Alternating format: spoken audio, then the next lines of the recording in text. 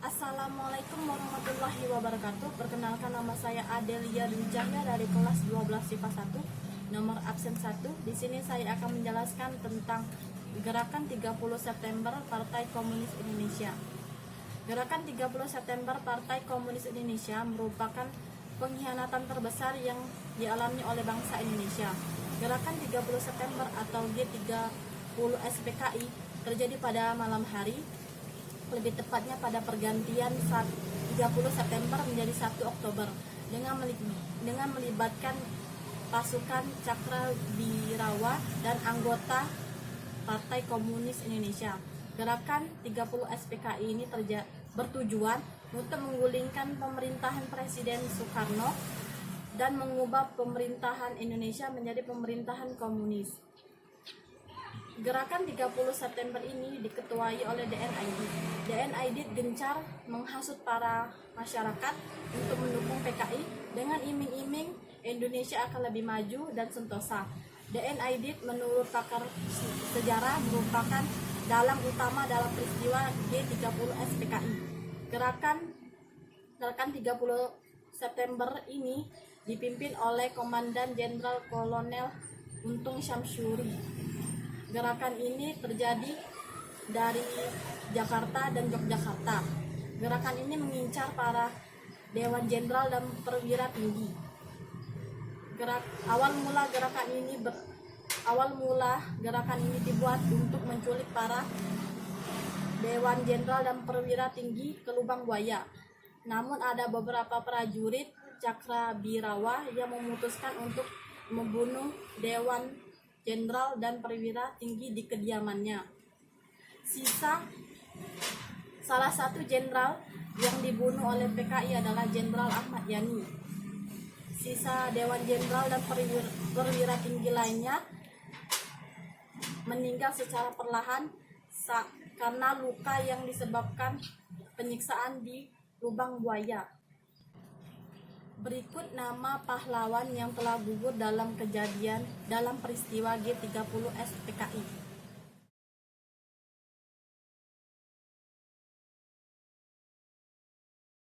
Yang pertama, Jenderal TNI Anumerta Ahmad Yani, lahir di Purworejo, Jawa Tengah 19 Juni 1922. Meninggal di lubang buaya 1 Oktober 1965 pada umur 43 tahun. Adalah Komandan Tentara Nasional Indonesia yang dibunuh oleh anggota Gerakan 30 September saat mencoba menculik dia dari rumahnya. Peristiwa kematian pada dini hari 1 Oktober 1965, Gerakan 30 September mencoba menculik 7 anggota staf umum Angkatan Darat. Sebuah tim dari sekitar 200 orang mengepung rumah Ahmad Yani di Jalan Ratu Hari nomor 6 di pinggiran Jakarta Menteng, Jakarta Pusat. Ketika penculik datang ke rumah Ahmad Yani dan mengatakan kepadanya bahwa ia akan dibawa ke hadapan presiden, ia meminta waktu untuk mandi dan berganti pakaian. Ketika para penculik menolak, ia menjadi marah dan menampar salah satu prajurit penculik dan mencoba menutup pintu depan rumahnya. Seketika salah satu prajurit penculik melepaskan tembakannya serta membunuhnya dengan spontan. Tubuh Ahmad Yani dibawa ke lubang buaya bersama dengan jenderal lainnya yang dibunuh. Tubuh Ahmad Yani dan korban-korban lainnya diangkat pada tanggal 4 Oktober 1965 dan semuanya diberikan pemakaman kenegaraan pada hari berikutnya.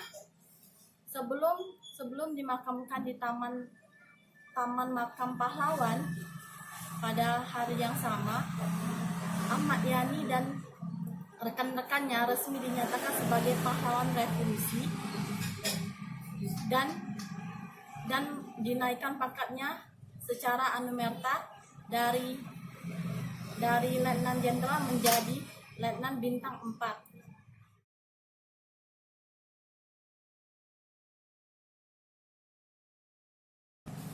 Yang kedua, Legend TNI Anumerta S. Perman, lahir di Wonosobo, Jawa Tengah 4 Agustus 1918. Ia meninggal di Lubang Buaya pada 1 Oktober 1965. Adalah salah satu pahlawan revolusi Indonesia dan tokoh militer Indonesia.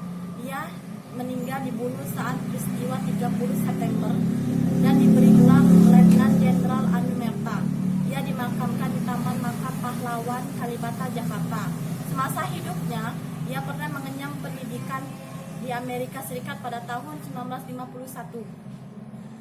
Ia juga pernah menjadi kepala markas besar polisi tentara di Yogyakarta pada tahun 1945. Menjadi kepala staf besar militer, gubernur militer di Jakarta Raya pada tahun 1949,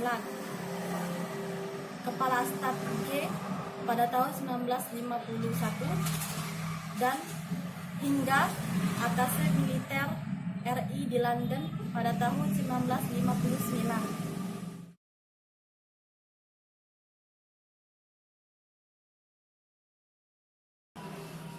Yang ketiga, Legend TNI Anumerta S. Suprapto, lahir di Purwokerto, Jawa Tengah 20 Juni 1920. Meninggal di Lubang Buaya 1 Oktober 1965 pada umur 45 tahun. Ia merupakan salah satu korban dari kejahatan G30 SPKI. Ia dimakamkan di Taman Makam Pahlawan di Kalibata, Jakarta. Pada masa pemerintahan Jepang di Indonesia, ia sempat ditawan dan dimasukkan ke dalam penjara, namun berhasil kabur. Terakhir, ia menjabat sebagai kepala markas staf Angkatan Darat untuk wilayah Sumatera.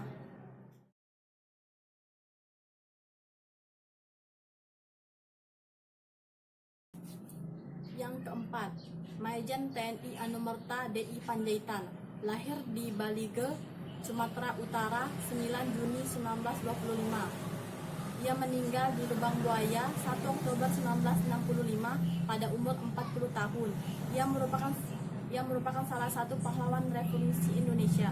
Ia dimakamkan di Taman Makam Pahlawan Kalibata, Jakarta. Ia merupakan sosok yang gemar musik klasik dan penganut Protestan yang taat. Sesudah pengakuan kedaulatan, ia ditunjuk sebagai kepala operasi di Medan, lalu dipindahkan ke teritorium 2 Sumatera Selatan. Ia juga pernah menjabat sebagai atasé militer RI di Bonn, Jerman Barat, lalu ditugaskan sebagai Deputi 1 Kasat dengan pangkat kolonel.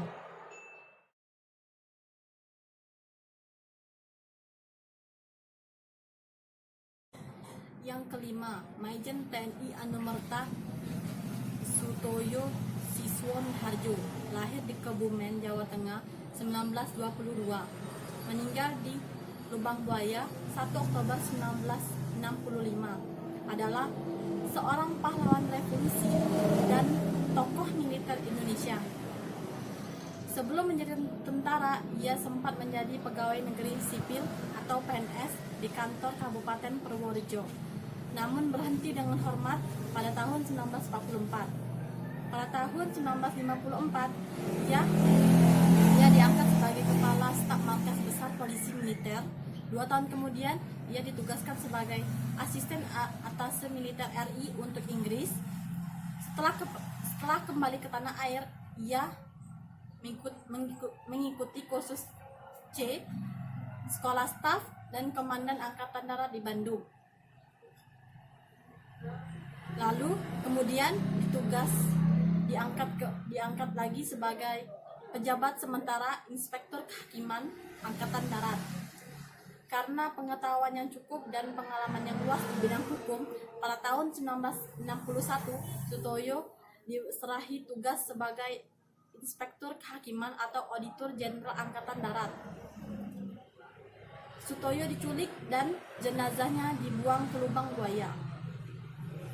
Sama seperti pahlawan revolusi lainnya, jenazah Sutoyo dimakamkan di Taman Makam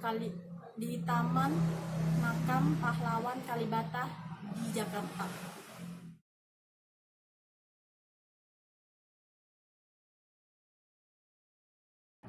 Yang keenam, Legend TNI Anumerta MT Haryono, lahir di Surabaya, Jawa Timur 20 Januari 1924. Meninggal di Lubang Buaya 1 Oktober 1965. Ia merupakan salah satu pahlawan revolusi Indonesia yang terbunuh pada saat peristiwa G30 SPKI. Ia dimakamkan di Taman Makam Pahlawan Kalibata, Jakarta. MT Haryono menguasai 4 bahasa, yaitu bahasa Indonesia, Inggris, Jerman, dan Belanda. Berkat kemampuannya tersebut, ia sering dibutuhkan pada saat perundingan dengan pihak Belanda maupun Inggris. MT Haryono juga pernah bertugas di Belanda sebagai atase militer Indonesia. Lalu dia kembali ke Indonesia untuk beragam tugas lainnya. Hingga pada tahun 1961, ia diangkat oleh Presiden Soekarno sebagai Deputi 3 Menteri Panglima Angkatan Darat. Pada 30 September 1965, ia adalah salah satu jenderal yang hendak diculik. Pada saat kejadian, ia disebut sempat melawan, tetapi ia tertembak. Jenazah MT Haryono dibawa ke Lubang Buaya dan dimakamkan di Taman Makam Kalibata setelah ditemukan.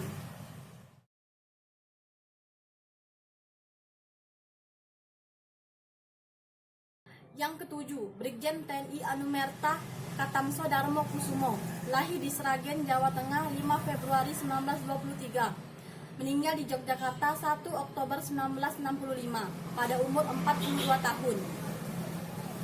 Ia adalah salah satu pahlawan nasional Indonesia yang merupakan mantan komandan Korem 072 Pamungkas. Ia merupakan salah satu korban yang dibunuh pada peristiwa G30 SPKI. Ia dimakamkan di Taman Makam Pahlawan Kusuma Negara, Yogyakarta.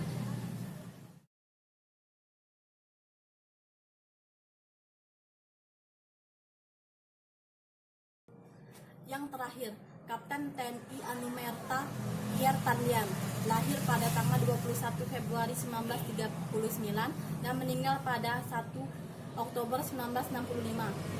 Pada umur 26 tahun, adalah perwira militer Indonesia yang terbunuh pada peristiwa G30 SPKI. Ia mengawali karir militer sebagai intelijen dan ditunjuk sebagai ajudan besar Jenderal TNI Abdul Haris Nasution.